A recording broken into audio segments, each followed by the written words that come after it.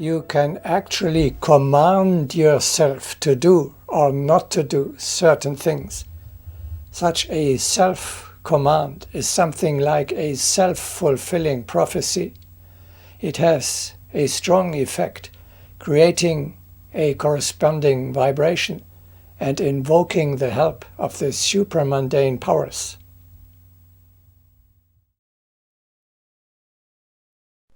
People should understand that self-command toward good and the general welfare will attract supermundane help.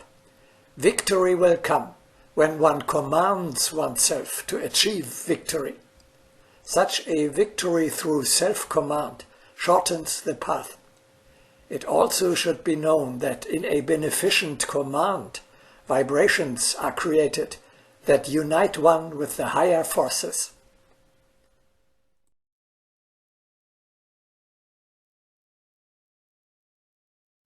I don't understand. Is that magic? No. A self-command works practically like this. You resolve very firmly as you possibly can. I will not drink a single glass of wine today. If not the slightest trace of doubt remains within you, because you have only resolved to do something that is realistic, that you can actually carry out, success must follow.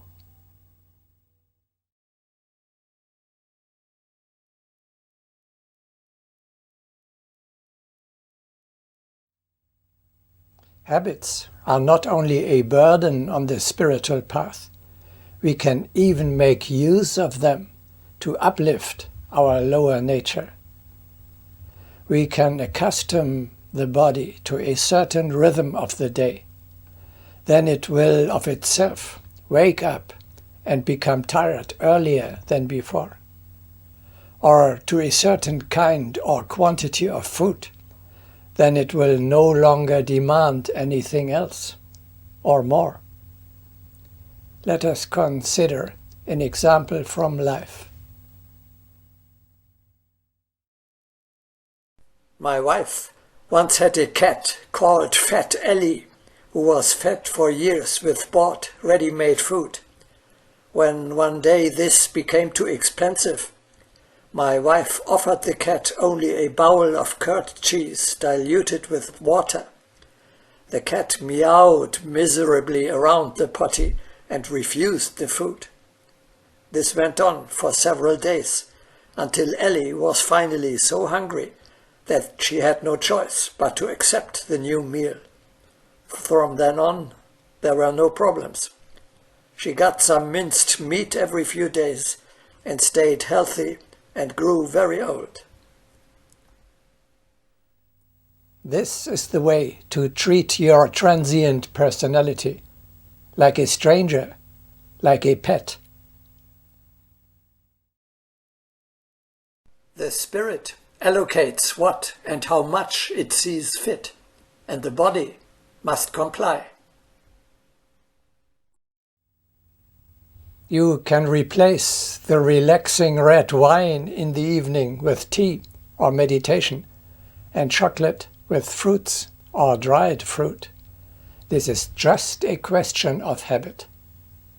I can assure you from my own experience, once you get used to fruits, they satisfy your craving for sweets just as well. And the excessive sweetness of chocolate will then be even repulsive to you. Of course, your vehicles, the 4 horses, will rebel at first when they no longer get the treats they were used to. But as soon as they realize that this is over for good, they will soon comply. Your body will get used to anything if it has to. The example of Fat Ellie shows by some kind of rehab, not only alcoholics and smokers can get rid of their addiction. In the same way, you can free yourself of all vices, even those of a mental nature, such as irritability or dejection. Is there really a treatment against addiction to irritability? Yes, of course. Pause a second. Get into the habit of not blurting out a thought right away. Consult your heart first. Give your soul a moment to take over control and check your thoughts, feelings, words, and actions, especially in case of negative ones. This is also a matter of habit. In the beginning, it takes a heroic effort to master yourself. But the longer you hold on, the easier it becomes. In the end, the new, better practice naturally enters your being. It becomes a part of you, so that you follow it automatically, without thinking about it any longer.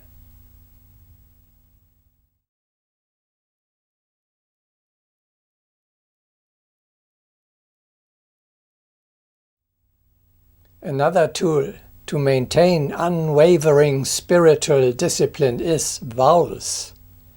In order to finally get rid of a vice, for example alcohol, you vow never to drink again.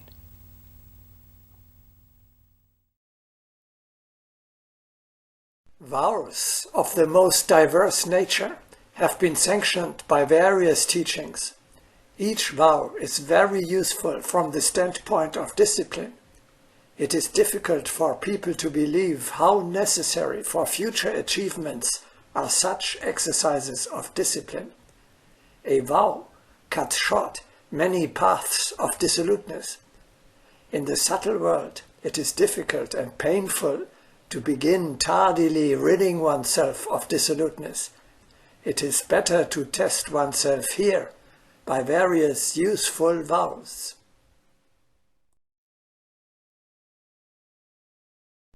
People often find themselves in ridiculous situations when they take vows zealously only in times of danger. The ancients showed a better understanding of this in their vows in the name of the Most High, thus strengthening their exalted and solemn state of mind. This was not superstition or bargaining with the higher forces, but the transport of a spirit which had attained a new freedom.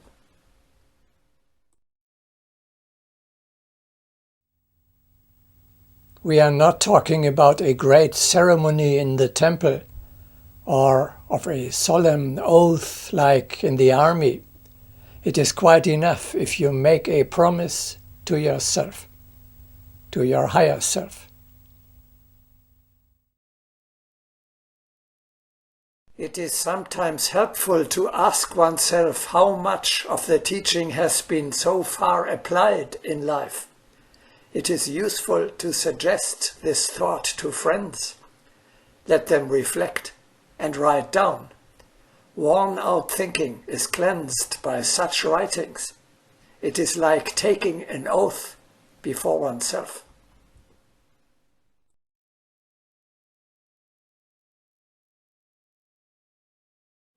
Can you give a practical example? Gandhi had taken it into his head to leave India for a few years to study law in London and become a lawyer. His family had the greatest reservations because they thought it would be impossible for him to practice his faith, Hinduism, in the materialistic and immoral environment there. Gandhi finally took a vow not to touch wine, women, or meat. Thereupon, they let him go. Similarly, you too can make a firm commitment to yourself to renounce everything that makes it impossible for you to practice Agni Yoga. A permanent, perhaps even a lifelong vow. That is pretty far-reaching. If I can't keep it, I'll only make things worse by violating the sacred pledge. Well, then begin more simply.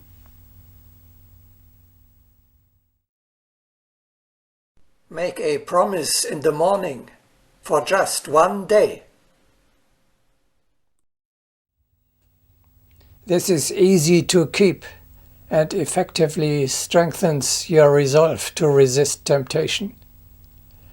You can repeat the vow every morning, or skip it at the weekend or on holidays, and, if successful, extend it step by step.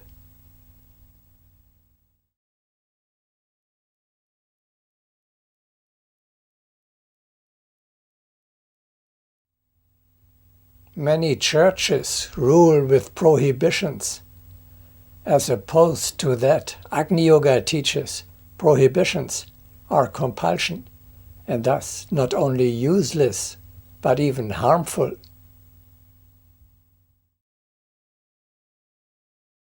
Remember, we have no prohibitions.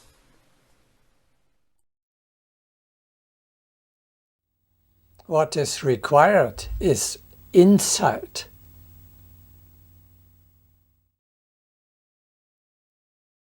Any prohibition is relative and unconvincing. It is necessary to make clear harm and benefit according to their essence. Prohibition must be refuted. This is the law of striving.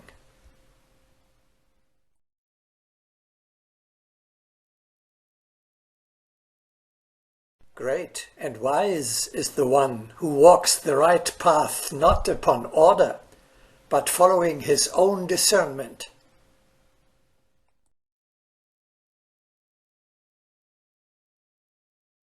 It was said long ago, triumph over yourself. But it is equally right to say, assure yourself.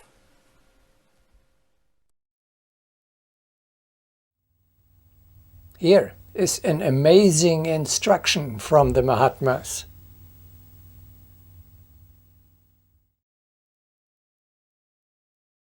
Not even the harmful should be prohibited.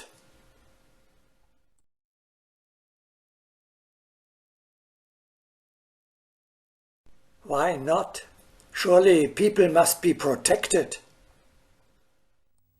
No, at least with adults. It is much more effective if they themselves feel that one can get burnt by fire. Then next time they will be careful as a result of their own experience. As the saying goes,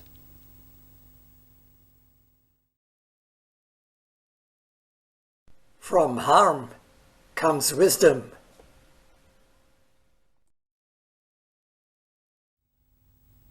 But this also applies the other way around, without the painful experience. Guided only by prohibitions, we do not become wise, but remain stupid. How can we lead our fellow man to the right path if we abstain from interdictions? We do not impose prohibitions, but point to something higher, greater, and more beautiful.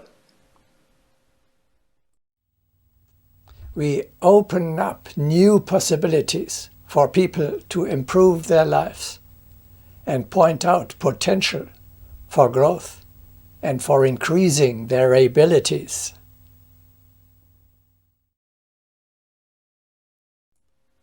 Forbiddances are to be replaced by possibilities.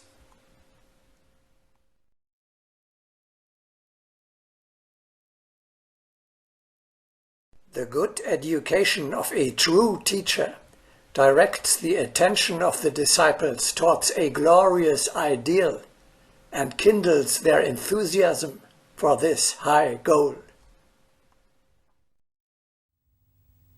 People inflamed with the fire of enthusiasm, will always find a way to make their dreams come true, even without commandments or prohibitions.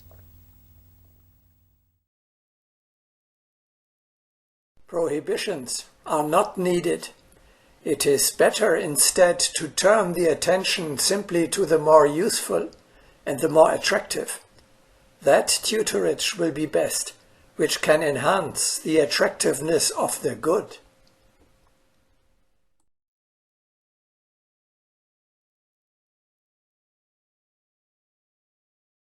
A teacher who sits under a tree pronouncing prohibitions does not meet the need of the new world.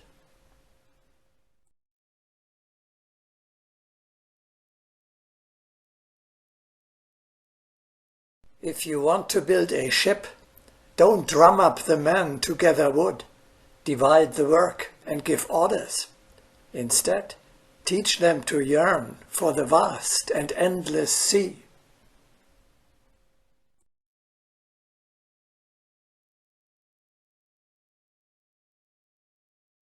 He who strives toward something beloved does not count the steps of the ladder. Thus it is necessary to love in order to attain. The Brotherhood teaches this means of ascent.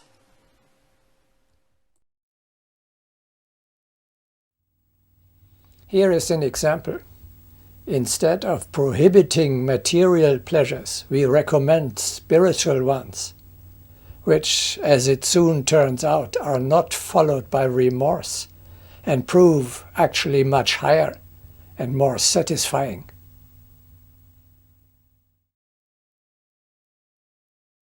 It is easy to say that people should not drug themselves, but they should then be offered a higher alternative.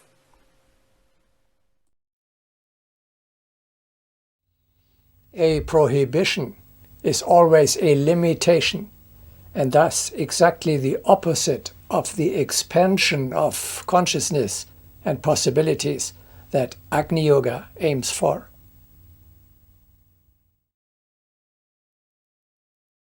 A thinking that imposes prohibitions is limited.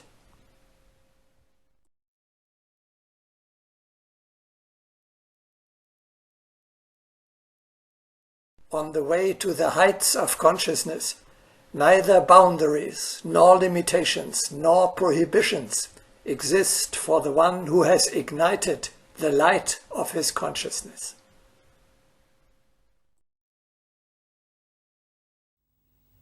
A prohibition does not even promote the ascent of the disciple. If he only slavishly performs what the teacher prescribes, the karmic merit accrues predominantly to the teacher and only to a small extent to the disciple.